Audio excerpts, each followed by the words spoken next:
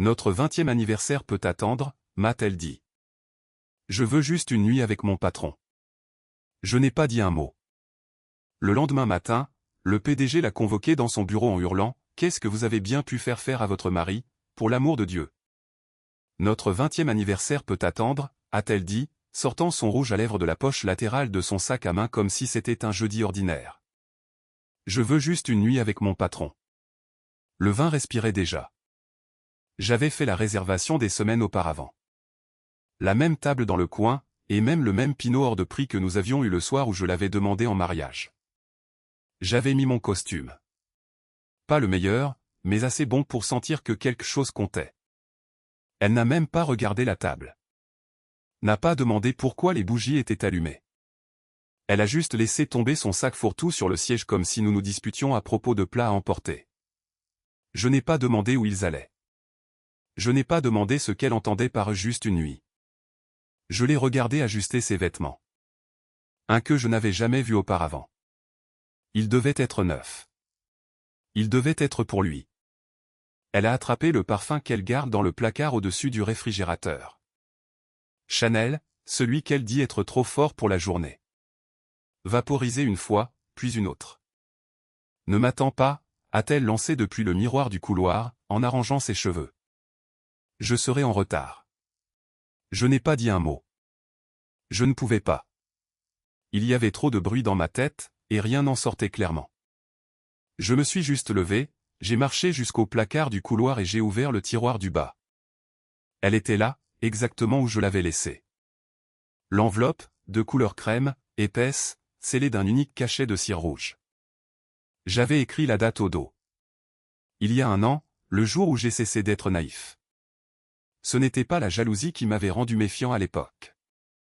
C'était des schémas, de petits changements. Comment elle avait cessé de m'inviter aux fêtes de son bureau, comment elle avait ajouté un deuxième écran de verrouillage à son téléphone, comment ses séminaires d'équipe semblaient toujours inclure le même homme à l'arrière-plan de chaque photo de groupe flou qu'elle s'autorisait à publier. J'ai remarqué. J'ai documenté. J'avais attendu parce que parfois, les pires trahisons ne crient pas, elles chuchotent. Comme la façon dont elle m'a chuchoté cette phrase ce soir, comme si c'était une faveur. Vous savez, plus de 90% des gens qui écoutent des histoires comme celle-ci ne cliquent jamais sur ce petit bouton d'abonnement. Mais quand vous le faites, cela dit à l'équipe que quelqu'un, quelque part, comprend. Que notre temps, nos histoires ne flottent pas simplement dans le noir. Alors, si vous êtes arrivé jusqu'ici, ce tout petit clic signifie plus que vous ne le pensez. Revenons à cette nuit. J'ai laissé la table du dîner telle qu'elle. Je n'ai pas soufflé les bougies. Je n'ai pas débouché le vin. J'ai juste laissé la maison dans sa déception silencieuse. Je suis monté, j'ai mis quelque chose de simple, je me suis assis à mon bureau et j'ai ouvert mon ordinateur portable.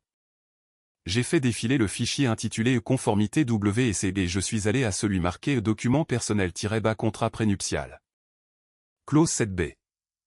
En cas d'infidélité confirmée, l'accès aux biens matrimoniaux doit être immédiatement gelé, en attente d'arbitrage. Il m'avait fallu 2 ans pour la convaincre de le signer. À l'époque où son patron n'était qu'un nom sur son calendrier et non une raison d'oublier notre anniversaire. Juste des formalités juridiques, je me souviens lui avoir dit, en faisant glisser le dossier sur la table de notre cuisine, une protection pour nous deux. Elle l'a à peine parcouru. Je savais qu'elle ne le ferait jamais. Ce qu'elle ne savait pas, c'est que ce soir n'était pas spontané. Ce n'était pas une trahison isolée. C'était le déclencheur dont j'avais besoin. Un acte d'abandon clair, documenté, horodaté. Et oui, j'avais la vidéo. Notre système de sécurité domestique l'a surprise en train de le dire. Clair comme le jour. Notre 20e anniversaire peut attendre. Je veux juste une nuit avec mon patron. Aucune place à l'interprétation. J'ai extrait la séquence, je l'ai coupée et je l'ai sauvegardée dans un nouveau dossier. Ensuite, je me suis connecté au tableau de bord financier partagé que nous utilisions, j'ai suspendu son accès, j'ai signalé les transactions récentes et j'ai configuré le système pour m'envoyer un courriel à chaque fois qu'elle essaierait de se connecter. À minuit, j'avais terminé. Elle n'était toujours pas rentrée. Je n'étais pas surpris. La maison sentait les roses et le poulet sec, celui qu'elle aimait, farci de fromage de chèvre et d'herbe que je n'arrive jamais à prononcer. J'avais cuisiné, j'avais planifié, j'avais essayé, mais je n'allais pas supplier. Au lieu de cela, j'ai pris le stylo à côté de l'enveloppe, j'ai écrit une date, celle de demain. Puis un seul mot en dessous, exécuté. Parce que certaines personnes méritent une scène dramatique, d'autres ont juste besoin d'un silence assez fort pour raisonner. Elle sirotait probablement quelque chose de cher dans un bar sur un toit en centre-ville pendant que j'étais assis à mon bureau, fixant la carcasse numérique de notre mariage. Il y a quelque chose d'étrangement serein à démanteler un mensonge qui a porté votre nom de famille. Pas de cris, pas de porte qui claque, juste des horodatages, des métadonnées et un silence indéniable entre les lignes.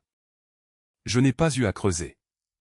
Je l'avais déjà fait il y a des mois, à l'époque où ses voyages de nuit à Dallas s'alignaient mystérieusement avec des confirmations d'hôtels de dernière minute à Boston. Son entreprise n'a même pas de bureau à Boston. J'ai vérifié 2 fois. Le dossier sur mon bureau s'appelait C. Driftwood. Son nom de jeune fille. L'ironie ne m'a pas échappé. À l'intérieur, des exportations PDF de toutes les notes de frais de voyage pour lesquelles elle avait demandé un remboursement. Des cartes recoupant ses emplacements à l'aide de l'application localisée. Elle avait oublié que j'avais accès aux relevés téléphoniques détaillés. Rien d'illégal, juste des schémas curieux, comme le fait que chaque appel professionnel tardif commençait d'une manière ou d'une autre à 22h14 et se terminait juste avant minuit. Le même numéro. Des captures d'écran de sa conversation avec quelqu'un étiqueté M. Rien de sale, rien de flagrant, juste trop familier. Des choses comme « j'aurais aimé te rencontrer avant lui ». Et « tu me comprends comme personne d'autre ». Inoffensif pris isolément. Accablant mis bout à bout. Mais le joyau de la couronne, un courriel composé depuis notre réseau domestique, 23h03. Il y a 2 vendredis. Objet, tu es meilleur que mon mari. C'était tout. 5 mots. Mais ils ont fissuré toute la fondation. Je n'ai même pas ouvert la pièce jointe qu'elle avait envoyée avec. Pas besoin. Elle l'a écrit depuis notre salon, portant un de mes vieux t-shirts d'université, sirotant du vin que j'avais acheté. Elle n'a jamais su que j'avais mis le routeur en miroir il y a des mois. Que chaque courriel envoyé via notre adresse IP domestique était enregistré, archivé et redirigé vers un serveur privé auquel moi seul avais accès. J'ai fixé l'écran. Le curseur clignotait. Il n'y avait rien d'autre à faire que de cliquer sur Retransférer. Destinataire, PDG, personnel. Objet, pas de changement. Pièce jointe, dossier entier IP et étiqueté avec son identifiant d'employé. Vous voyez, j'ai appris il y a longtemps que le pouvoir ne réside pas dans la confrontation. Il réside dans la conservation. Ce que vous collectez, ce que vous attendez, ce que vous ne dites pas. Et ce n'était pas de la vengeance. Pas encore. C'était un prélude. L'homme à qui je l'ai envoyé, n'était pas seulement le PDG. Il était l'associé fondateur. Silencieux, impitoyable et allergique au risque. Je l'avais rencontré une fois lors d'un cocktail d'entreprise il y a des années. Il m'avait serré la main comme si j'étais un mur, désintéressé, ennuyé, jusqu'à ce que je fasse une blague sur sa collection obscure de stylos plumes japonais. Cela lui a valu un demi-sourire. 3 mois plus tard, elle a mentionné nonchalamment qu'il avait demandé qu'elle soit ajoutée à son groupe de travail confidentiel sur la conformité des clients. Je me souviens avoir hoché la tête, puis avoir sauvegardé cette phrase dans une note intitulée « Levier futur ». Parce que quand une femme dit qu'elle veut une nuit avec son patron, elle oublie quelque chose de crucial. Un patron a plus à perdre qu'un mari. Un patron a une responsabilité. J'ai vérifié le fichier zip avant de l'envoyer. Pas de photos explicites, pas d'images intimes, juste des faits. Des faits propres, organisés, brutaux. Assez pour suggérer une relation non divulguée. Assez pour impliquer un conflit d'intérêts. Assez pour soulever des questions sur la façon dont elle a obtenu ses 2 récents renouvellements de clients, tous 2 ayant été personnellement supervisés par M. Au moment où le téléversement s'est terminé, ma boîte de réception signalait déjà des journaux d'accès depuis le lecteur en nuage que j'avais partagé. Quelqu'un avait cliqué. Quelqu'un lisait. Je me suis penché en arrière dans mon fauteuil. La maison était toujours silencieuse. Le vin sur la table en bas était devenu tiède depuis longtemps. Une bougie s'était consumée. Son assiette était intacte. Je n'ai pas touché mon téléphone, n'ai ouvert aucun réseau social, Je suis juste resté assis là à regarder la lumière clignotante de mon ordinateur portable vaciller toutes les quelques secondes comme un léger battement de cœur. Elle pensait qu'elle était la seule à jouer un jeu à long terme. Elle n'avait aucune idée que le mien avait commencé un an avant même qu'elle ne commande ce premier cocktail. J'ai attendu le matin pour passer l'appel, non par hésitation, mais pour une question de timing. Marc a décroché à la première sonnerie. Comme toujours. Il n'a pas perdu de temps en bavardage. Jason. Oui, j'ai quelque chose, ai-je dit. Tu as une mine affreuse. J'ai bien dormi. Elle n'est pas rentrée. Il a fait une pause. Est-ce à propos de ce que tu as laissé entendre l'automne dernier? Pire. Marc et moi sommes allés à l'université ensemble. Colocataires pendant 2 ans. Je construisais des systèmes mécaniques. Il démantelait des entreprises. Ces jours-ci, il travaillait comme auditeur de conformité forensique pour une entreprise qui faisait pleurer des sociétés valant des milliards de dollars. On n'a pas souvent besoin d'amis comme Marc. Mais quand c'est le cas, on s'assure de toujours connaître son numéro. Je lui ai donné le nom de l'entreprise. Silence, puis un léger sifflement. Attends, c'est le groupe impliqué dans ce programme pilote conjoint de la SEC, n'est-ce pas? Celui qui essaie de restructurer la surveillance des obligations municipales. C'est bien celui-là. Mon Dieu, Jason. Il s'est frotté le visage. Je pouvais entendre le crissement de sa barbe à travers le combiné. S'il y a ne serait-ce qu'un murmure de violation de l'éthique interne lié à quelqu'un impliqué dans cette affaire. Elle a été impliquée. Il a expiré. Qu'est-ce que tu as? Relation d'employé avec un superviseur direct. Non divulgué. Courriel personnel envoyé sur le réseau sécurisé de l'entreprise depuis notre adresse IP domestique. Relevé de voyage. Utilisation potentiellement abusive de données internes pour des présentations clients. Peut-être plus. J'ai arrêté de chercher. Il n'a pas demandé pourquoi j'appelais. Pas besoin. L'implication était suffisante. Il connaissait mon parcours. Savait que je n'étais pas le genre de type à lancer des accusations nucléaires à moins que quelque chose ne soit déjà en train de s'effondrer. La voix de Marc est passée en mode professionnel. Je vais envoyer un lien de téléversement sécurisé. Tu déverses tout. Ne sélectionne pas. Ne modifie pas fichier brut. Métadonnées intactes. Je m'en occupe à partir de là. J'ai hoché la tête, oubliant un instant qu'il ne pouvait pas me voir. Compris. Oh, et Jason. Oui. Si cela touche la SEC, ce ne sera pas seulement elle qui sera compromise. Quiconque a approuvé ces notes de frais, transféré ces courriels ou omis de signaler un conflit. Ils sont également responsables. Cela pourrait remonter très haut. Es-tu prêt pour ça?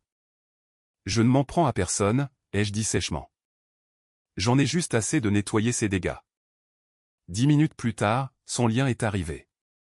Chiffrement de bout en bout. Verrouillage automatique après téléversement. Verrou de serveur horodaté. La même technologie qu'ils utilisent lorsque les dirigeants du Fortune 500 ont besoin d'enterrer quelque chose à 6 pieds sous terre ou encore plus bas. J'ai fait glisser le dossier toujours nommé LC Driftwood dans le portail. Le transfert a pris 41 secondes. Pas de mots, pas de drame, juste le clic silencieux d'un pavé tactile qui a retenti plus fort que le tonnerre. Quand ce fut terminé, l'écran a affiché « Fichier reçu ». Examen de conformité en attente. J'ai fermé l'ordinateur portable. Je ne tremblais pas. Je n'étais pas en colère. Cette partie était passée quelque part entre le parfum et la porte d'entrée la nuit dernière. Maintenant, c'était une question de logistique, de légalité, de levier. Marc a texté une seule ligne. Reçu. Reste tranquille. Ça va aller vite. Je savais ce que cela signifiait. Ce ne serait pas une longue enquête. Ce ne serait pas une suspension prolongée. Si ne serait-ce qu'un quart de ce que j'avais envoyé suggérait une violation liée à un compte sensible de la SEC, cela irait directement au PDG, discrètement, avant que cela ne puisse se propager. C'était la beauté de la chose. Je n'avais pas besoin de crier. Je n'avais pas besoin de l'exposer. Je n'avais même pas besoin qu'elle admette quoi que ce soit. Je devais juste laisser les bonnes personnes voir ce que j'avais déjà vu et laisser le système faire ce pourquoi il était conçu, se protéger.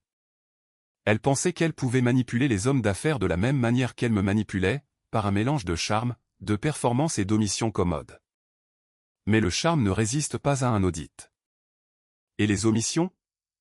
Eh bien, c'est là que Marc entre en jeu. Je me suis fait un café. Le soleil s'était levé. Ma maison était toujours silencieuse. Pas de texto d'elle. Pas d'excuses, pas de justification, juste le silence. Bien. Laissez-la en profiter. Parce qu'au moment où elle répondrait par texto, si jamais elle le faisait, la machine serait déjà en mouvement, et elle se rendrait compte trop tard qu'elle ne m'avait jamais joué. Elle s'était jouée elle-même. À midi, la maison sentait les vieilles roses et la cire brûlée. Son assiette intacte était toujours sur la table de la salle à manger, la fourchette inclinée, exactement comme elle l'avait laissée. En plein mensonge, en plein abandon, en pleine fuite. Je suis sûr que nous fêterons ça un autre jour.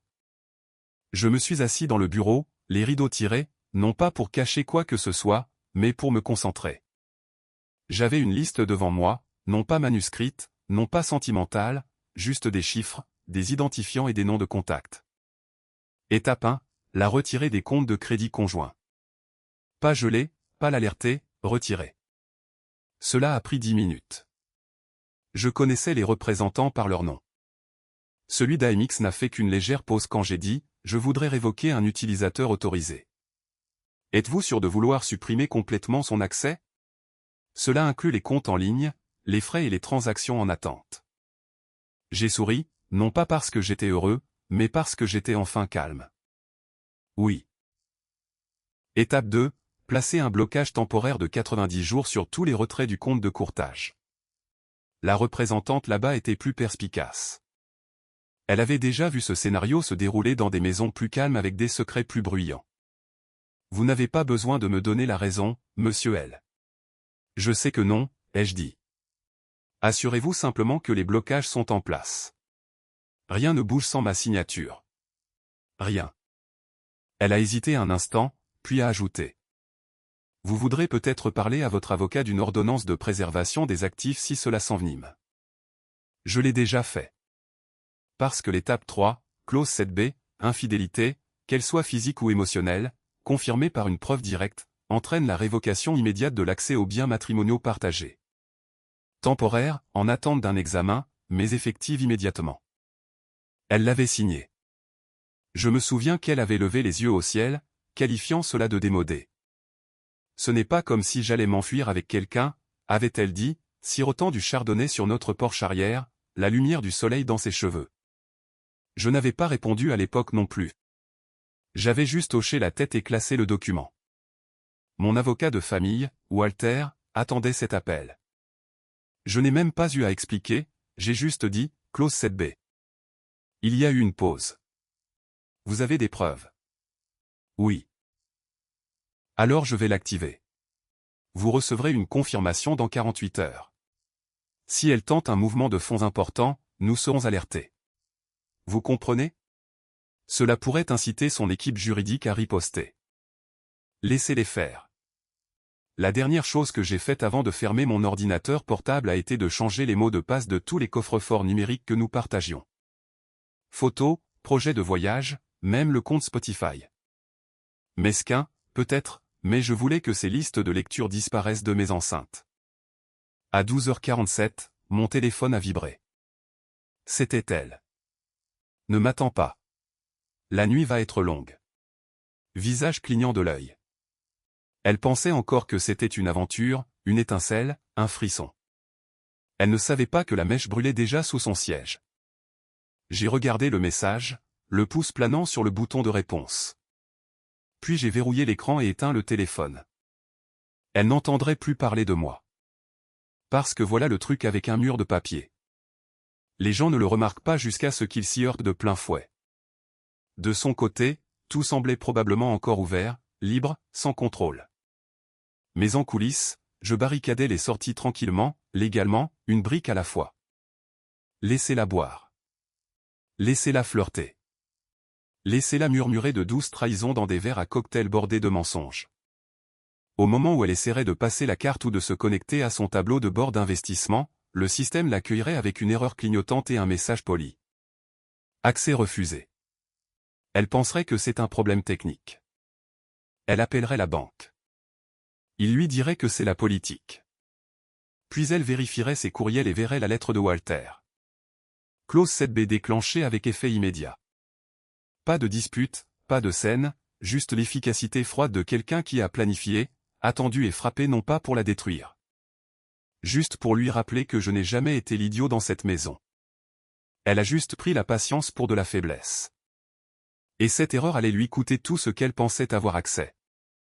Lundi matin, elle est entrée d'un pas assuré dans le bureau comme si elle en était la propriétaire, pleine de cette confiance de façade que l'on confond avec la compétence dans les salles de conseil. Blazer crème, foulard en soie, les talons que je lui avais achetés à Noël dernier, fredonnant quelque chose d'enjoué, probablement ce qui passait dans ce bar sur le toit quand elle a décidé que notre 20e anniversaire ne valait pas le trajet en Uber pour rentrer. Mais quelque chose n'allait pas. Pas de manière flagrante, juste un décalage. Sa carte d'accès n'a pas donné son flash vert immédiat habituel. Elle a clignoté en rouge d'abord, juste un instant, avant que la porte ne s'ouvre enfin. Elle l'a regardé en fronçant les sourcils, l'a tapoté à nouveau comme si elle l'avait insulté, et est entrée. Elle n'a pas remarqué la réceptionniste, Claire, qui l'observait depuis son bureau avec de grands yeux fixes. Elle n'a dit bonjour à personne. Elle ne le faisait jamais, sauf si cela comptait. Mais ce qu'elle n'a pas remarqué, d'autres l'ont fait. Le vice-président de la conformité, Evan, l'a croisé dans le couloir sans son demi-sourire et sa tape sur l'épaule habituelle. Normalement, il aurait lancé une blague sur le fait de maintenir cet endroit à flot. Pas aujourd'hui. Il l'a regardée comme si elle était déjà en train de se noyer. À 10h15, elle est passée devant l'assistante du PDG. Mélissa, jeune, vive, un peu trop observatrice pour son salaire. Mélissa n'a pas levé les yeux. Ni de son moniteur, ni de son écran. Pas du tout. Elle a juste continué à taper, vite, anxieusement. C'est à ce moment-là que la première lueur de doute l'a frappée. Elle l'a senti dans ses tripes. Pas de la peur. Elle n'était pas câblée pour ça, juste de l'électricité statique, un signal que quelque chose dans la ruche était hors fréquence. À 11h23, elle était au milieu d'un courriel à un client lorsque son calendrier Outlook a signalé une nouvelle invitation à une réunion. 15h. Examen interne urgent. PDG plus service juridique plus service de conformité. Participation obligatoire. Objet en majuscule. Expéditeur, bureau du PDG. Pas de contexte. Pas d'ordre du jour joint. Sa souris a plané sur le bouton d'accepter plus longtemps qu'elle ne l'a réalisé. Puis elle a cliqué. Elle s'est penchée hors de son bureau aux parois de verre et a interpellé son assistante. Laura, sais-tu de quoi il s'agit pour cette réunion de 15h? Laura a cligné des yeux. Non, On ne m'a rien dit. Sa voix avait un tic. Ce tremblement que les gens ont quand ils ont déjà lu la fin, mais ne veulent pas vous la gâcher. Elle a sorti son téléphone de son sac à main. Pas de message, rien de lui, pas d'appel manqué. Elle a fait défiler jusqu'au nom de Jason, toujours bloqué depuis la veille au soir. Elle a ri doucement, a rejeté le téléphone dans son tiroir. Personne ne répond à ses questions. Ni le service juridique, ni les ressources humaines, ni même les deux analystes juniors qui d'habitude se précipitent pour lui rendre de petits services. Il l'évite. L'un d'eux a même pivoté au milieu du couloir pour se réfugier dans un placard à fournitures. Elle se dit que ce n'est rien, la routine, des bêtises d'entreprise. Probablement une nouvelle liste de contrôle de conformité de la SEC ou un audit d'assurance. Mais elle sait que ce n'est pas vrai.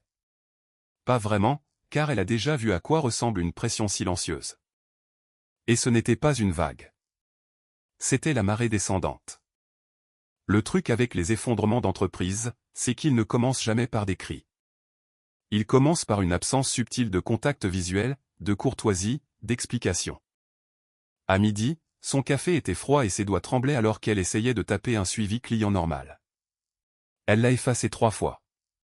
Dans son reflet sur la vitre du bureau, elle pouvait voir Mélissa chuchoter quelque chose à quelqu'un de la conformité. Ils ont tous les deux jeté un coup d'œil vers son bureau, puis se sont rapidement détournés. Personne ne l'a dit à voix haute, mais le murmure avait commencé, pas avec des mots, mais dans l'espace entre eux. Le silence qui marche sur la pointe des pieds autour des personnes marquées pour être renvoyées. Et elle commençait à réaliser quelque chose. Elle ne faisait plus partie de l'entreprise. Pas de la manière dont elle le pensait. Elle était un élément en cours d'examen, un dossier en cours d'ouverture, une variable en cours d'effacement. À 14h59, son téléphone a vibré avec un dernier appel de calendrier. Réunion en salle de conférence B. Ne soyez pas en retard. Elle s'est levée, a redressé son blazer, et pour la première fois depuis vendredi soir, elle a ressenti quelque chose qu'elle ne pouvait ni ignorer en riant, ni manipuler. Quelque chose qu'elle n'avait pas ressenti depuis des années. Le doute. La salle de conférence était glaciale, et pas seulement à cause de la climatisation. 3 personnes étaient assises au bout de la longue table en verre. Le PDG, le conseiller juridique et le chef de la conformité. Tous les 3 la fixaient avec des visages impénétrables.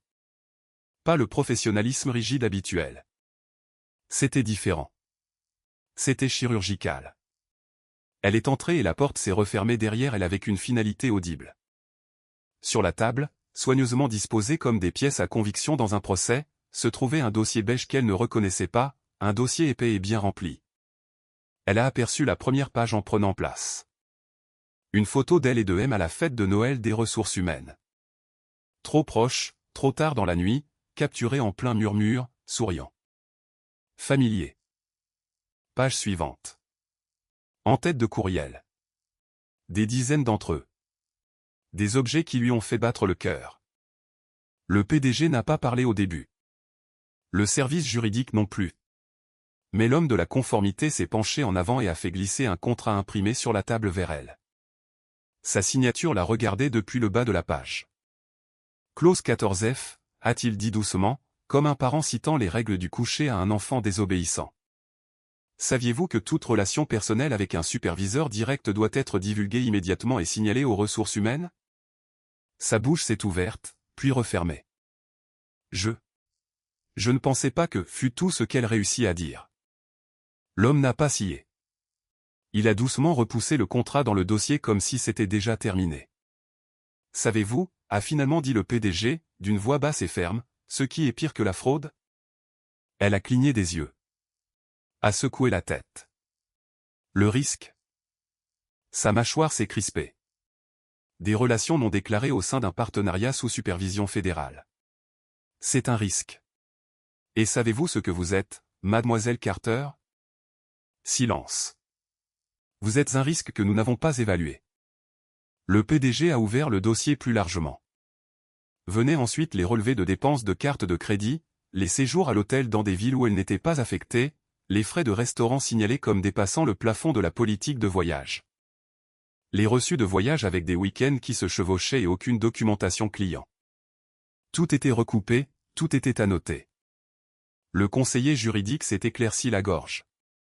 Le 9 décembre, vous avez déposé une demande de remboursement pour un hôtel à Atlanta.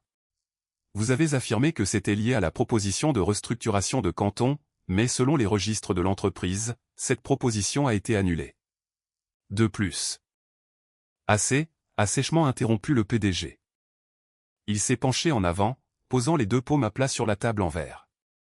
Votre mari, mademoiselle Carter, vient d'envoyer tout à notre partenaire de conformité. Chaque courriel, chaque dépense, chaque journal d'adresse IP, y compris votre utilisation du réseau domestique conjugal pour mener une correspondance confidentielle liée à nos comptes pilotes de la SEC. Cela seul viole 4 clauses de notre contrat fédéral. Sa bouche s'est de nouveau ouverte, essayant de former une phrase, mais seul un grésillement en est sorti. Pas de choc, ce n'était pas une femme prise au dépourvu. C'était une femme en train de calculer, acculer, piéger, et essayant de comprendre d'où le feu était parti. Qu'a-t-il fait? A-t-elle demandé, mais sa voix n'était qu'un murmure. Le PDG a refermé le dossier avec un bruit sec comme un coup de feu. Non, mademoiselle Carter, pas qu'a-t-il fait? Qu'est-ce que vous lui avez fait faire, point. Les mots ont atterri avec le genre de poids qu'aucune excuse ne pouvait soulever. Ses mains se sont crispées en poing sur ses genoux, les jointures blanchissant, son regard passait du service juridique à la conformité, mais aucun ne lui offrait de prise. Pas de sympathie, pas d'issue. Comprenez-vous l'ampleur de la situation? A demandé le PDG, presque doucement. Vous avez compromis un partenariat fédéral en direct en utilisant un réseau non sécurisé lié à votre résidence conjugale, en violation directe des conditions de divulgation que vous avez signées. La SEC va mener un audit. C'est garanti. Elle n'a pas parlé. Votre vie personnelle est votre affaire, a ajouté le responsable de la conformité, jusqu'à ce qu'elle commence à signer des chèques que votre entreprise ne peut pas encaisser. Le conseiller juridique a hoché la tête. Il y aura une enquête interne, peut-être une enquête par un tiers. Vous serez mis en congé en attendant l'examen. Non, a corrigé le PDG. Avec effet immédiat. Elle voulait crier, voulait nier, voulait se battre, mais elle ne le pouvait pas. Pas quand les preuves étaient déjà là. Rassemblées, triées par ordre chronologique, tranquillement accablantes. Et le pire de tout, c'est que pendant tout ce temps, elle avait pensé que Jason était faible, prévisible, qu'il se tairait et ruminerait, léchant ses blessures dans une bouteille ou dans le bureau d'un thérapeute. Elle n'avait pas compté sur la stratégie froide, les contrats ou les miettes de pain numérique qui la ramenaient directement à sa propre porte. La pièce est devenue silencieuse, du genre de silence qui vient après que le dernier mot a été dit, mais avant que la paperasse ne commence. Ses mains tremblaient légèrement alors qu'elle se levait, mais personne ne lui a dit au revoir car elle ne quittait pas une réunion. Elle laissait sa carrière derrière elle. À 18h02, elle s'est connectée au VPN de l'entreprise pour s'envoyer quelques fichiers inoffensifs, des modèles, de vieux rapports, son dossier de présentation personnelle. Elle n'était pas stupide. Elle savait que la glace se fissurait sous ses talons. Si elle devait tomber, elle voulait au moins sauver sa réputation, ses contacts, peut-être même sa version de la vérité. Au lieu de cela, son écran s'est figé. Le curseur a disparu. La barre de menu est devenue grise. Puis une seule fenêtre contextuelle. Accès refusé. Sécurité de l'appareil compromise. Contacter le service informatique. Elle a cliqué. Rien ne s'est passé. Le ventilateur de son ordinateur portable a cessé de tourner. Une seconde plus tard, toute la machine s'est éteinte avec une expiration mécanique silencieuse. Comme un corps qui abandonne. Elle l'a regardé fixement, puis la porte de son bureau, puis le clic lent et délibéré de pas qui approchaient. Deux hommes en polo de sécurité bleu marine sont apparus dans l'embrasure de sa porte vitrée. Aucun ne souriait. L'un tenait une petite enveloppe. L'autre portait un sac de preuves en plastique scellé. « Mademoiselle Carter », a dit l'un d'eux d'un ton plat. « Nous aurons besoin de votre badge et de votre téléphone, s'il vous plaît. » Elle a cligné des yeux. « Attendez, quoi ? Ce n'est pas. Il n'y a pas eu d'audit interne formel confirmé. Nous avons reçu l'ordre de vous escorter à l'extérieur. Le service juridique a envoyé par courriel le rapport de synthèse. Vous recevrez une copie imprimée par coursier certifié demain. Ils ne l'ont pas touché, n'ont pas crié, ont juste attendu. Elle a ouvert le tiroir du haut, a attrapé son téléphone, s'est arrêtée. Puis-je au moins? S'il vous plaît, ne rendez pas les choses plus difficiles qu'elles ne doivent l'être. Elle s'est redressée. Une femme habituée aux postures de pouvoir et à la dignité optique. Mais aucune bonne posture ne peut cacher l'humiliation quand elle marche à vos côtés, étage par étage, alors que vos collègues font semblant de ne pas remarquer. Personne n'a levé les yeux de son moniteur. Personne n'a fait de signe de la main.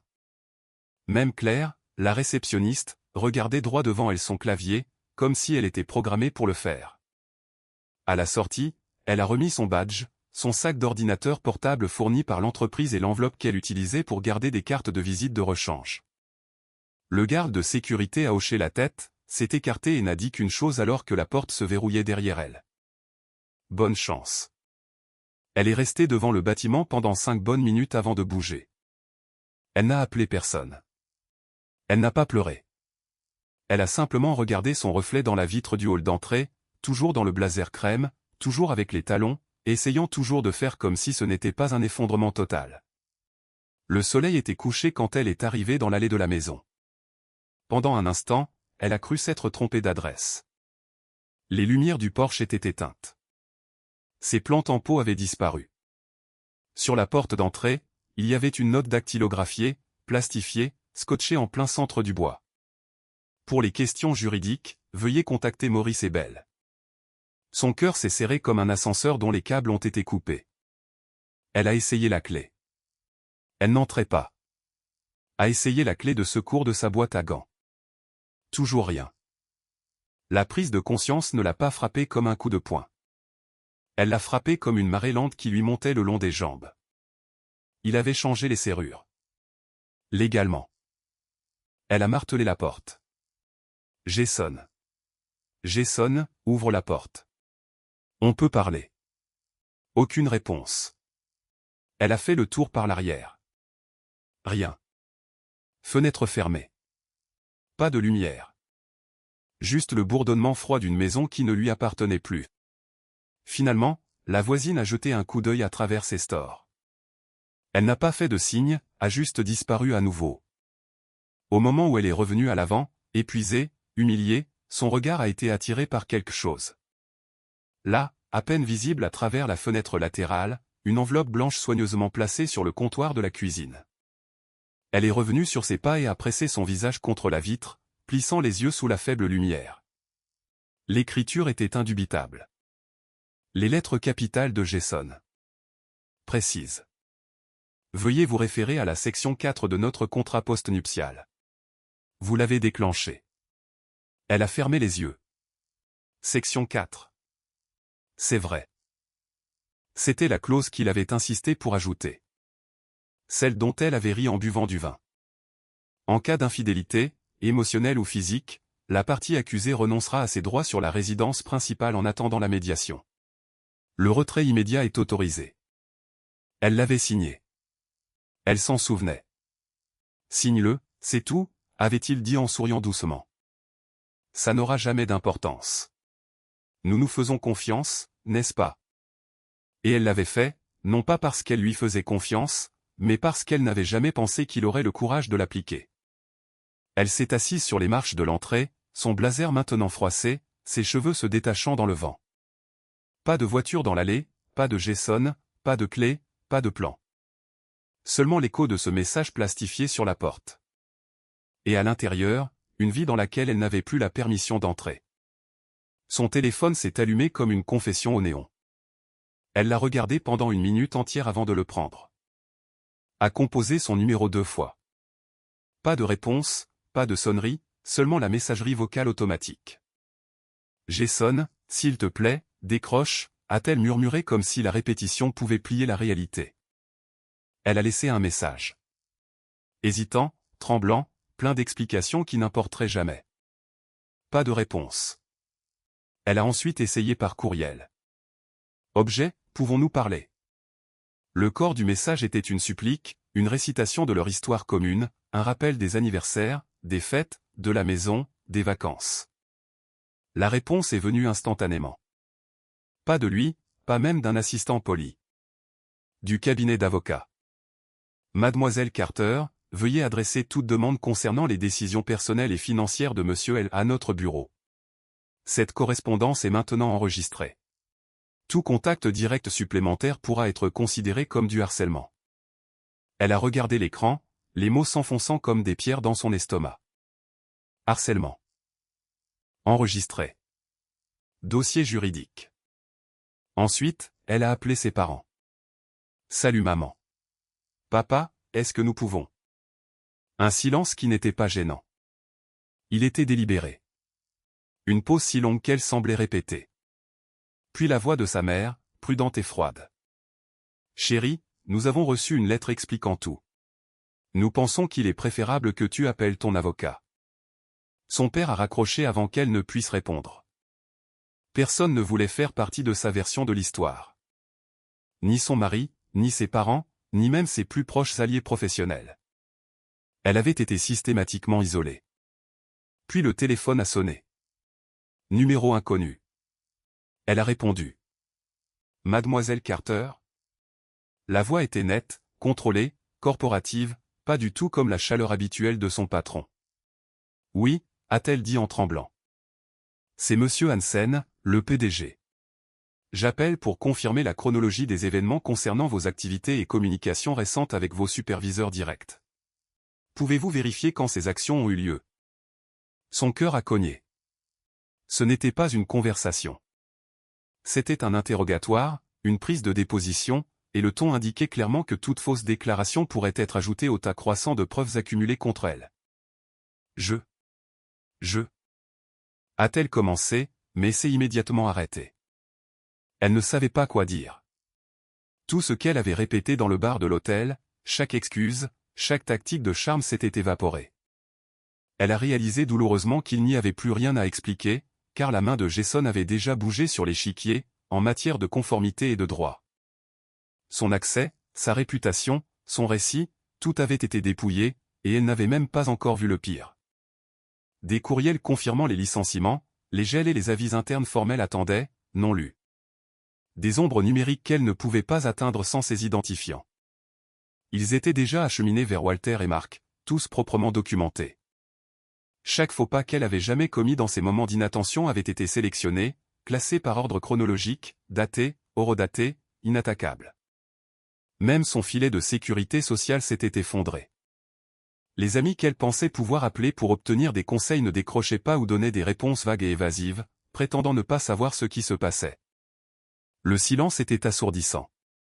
En milieu d'après-midi, elle a réalisé qu'elle n'avait personne. Ni Jason, ni ses collègues, ni ses parents, ni ses amis. Juste un appartement froid et vide et la connaissance résonnante que la force la plus redoutable de sa vie ne levait pas la main pour frapper. Elle avait déjà frappé. Silencieusement, légalement, efficacement. Elle a regardé par la fenêtre. De l'autre côté de la rue, quelqu'un promenait son chien. Les oiseaux chantaient. La vie continuait, normale, mais pas la sienne. Son monde avait été effacé par morceaux. Chaque message vocal sans réponse. Chaque courriel renvoyé. Chaque notification d'accès bloqué était un coup de marteau contre la fondation qu'elle pensait contrôler. Et pourtant, elle a ressenti une pointe d'anxiété qui allait plus loin que la perte de sa carrière ou de l'accès à sa maison. Le véritable règlement de compte, celui qui l'affecterait professionnellement, socialement et légalement, n'était même pas encore arrivé. Elle pouvait le sentir se cacher derrière chaque appel auquel elle ne répondait pas.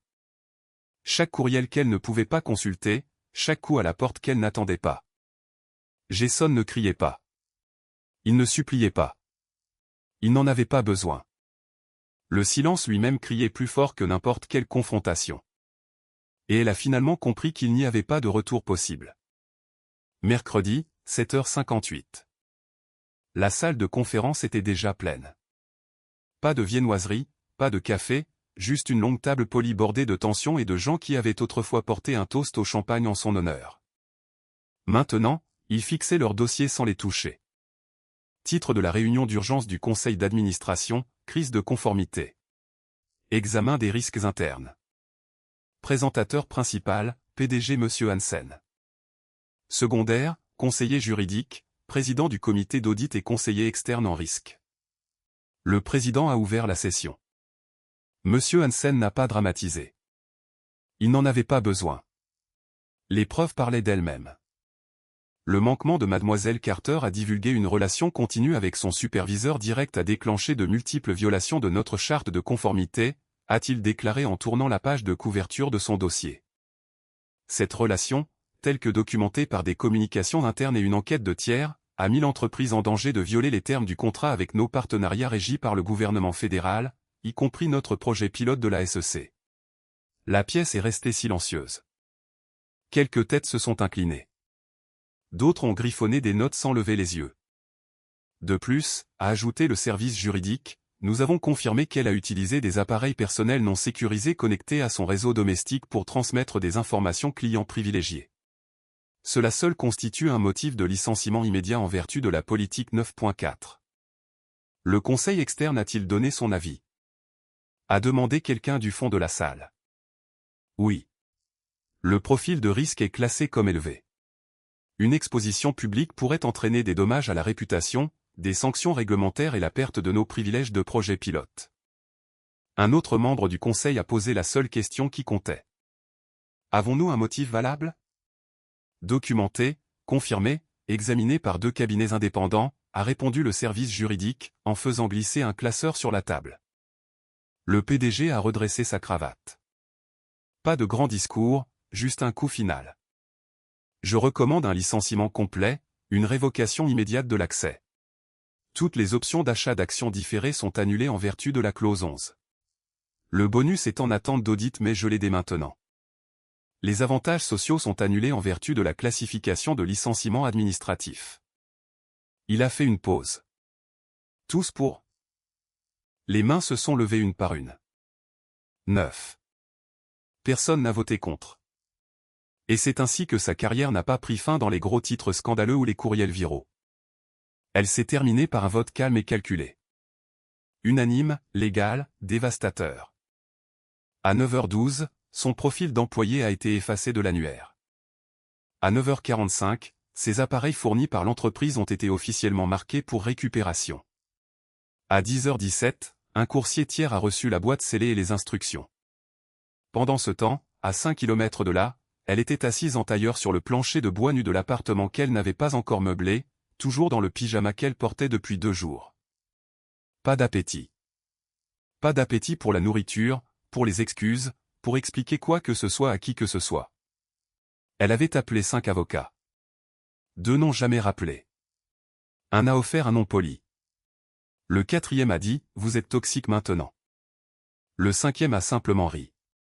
La sonnette a retenti, sèchement. Soudainement. Elle a sursauté, renversant un verre d'eau à moitié vide. Pendant une seconde fugace, son cœur s'est emballé. C'était peut-être quelqu'un, n'importe qui, avec de bonnes nouvelles. Des excuses, une bouée de sauvetage. Au lieu de cela, c'était un homme dans un gilet de marque tenant une boîte en carton marron. Mademoiselle Carter? Oui. Signé ici. C'est de la part de l'entreprise. Elle a signé sans lire. Il lui a tendu la boîte. À l'intérieur, une liste de contrôles détaillés, ordinateur portable, carte d'accès, cahier de client, cordon d'identification de marque, reçu de remboursement de voyage, copie papier, moniteur secondaire. En bas, tapé en gras, veuillez retourner tous les biens de l'entreprise dans les 72 heures. Les avantages sociaux sont résiliés avec effet immédiat. Pas de signature, pas de sentiment, juste la politique. Elle a posé la boîte sur le comptoir, les mains tremblantes, son reflet capté dans la vitre sombre derrière. Cheveux non brossés, yeux cerclés de rouge. Une femme méconnaissable par rapport à celle qui se pavanait devant la réception il y a quelques jours à peine. Dans le silence, son téléphone a vibré avec une dernière notification du portail des ressources humaines. Accès révoqué. Dossier d'emploi mis à jour à licencié. Motif, pour cause. Elle s'est assise, le dos contre le réfrigérateur, les genoux ramenés contre sa poitrine. Ce n'était pas du chagrin. Ce n'était pas de la colère. C'était le vide. Le genre de vide qui vient quand il n'y a plus personne à blâmer, et plus rien à quoi se raccrocher. Elle avait pris un millier de petites décisions. Chacune si facile sur le moment. Un verre, un mensonge, une nuit dehors, un rire et un texto. Maintenant, chacun de ces choix avait un montant en dollars, une conséquence et un décompte des voix. Et le château de cartes qu'elle avait construit sur le silence de Jason s'est effondré sans qu'il n'ait jamais élevé la voix. Sa boîte de réception était restée silencieuse toute la matinée. Ce genre de calme qui n'est pas paisible. Il est prédictif. Le genre qui signifie que quelque chose s'est déjà produit et que les retombées ne vous ont tout simplement pas encore atteint. Elle a rafraîchi l'écran à nouveau. Rien. Elle a fermé l'ordinateur portable, puis l'a rouvert 5 minutes plus tard, comme si quelque chose aurait pu changer. C'était le cas.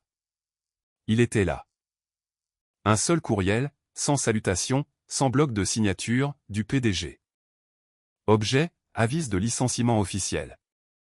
Elle a hésité à cliquer. Son pouce a plané, tremblant légèrement, comme il le faisait autrefois quand elle recevait de bonnes nouvelles, des bonus, des promotions, des éloges du conseil d'administration. Mais ce n'était pas ça. Elle a cliqué. Le corps contenait une seule phrase. Il ne s'agit pas de votre mari. Il s'agit de ce que vous nous avez coûté. C'était tout. Pas de résumé des infractions, pas de langage de ressources humaines, pas de jargon juridique sous forme de puce, juste une vérité tranchante comme un rasoir. Elle n'a pas crié. Il n'y a pas eu d'effondrement théâtral, pas de lamentation dans le vide.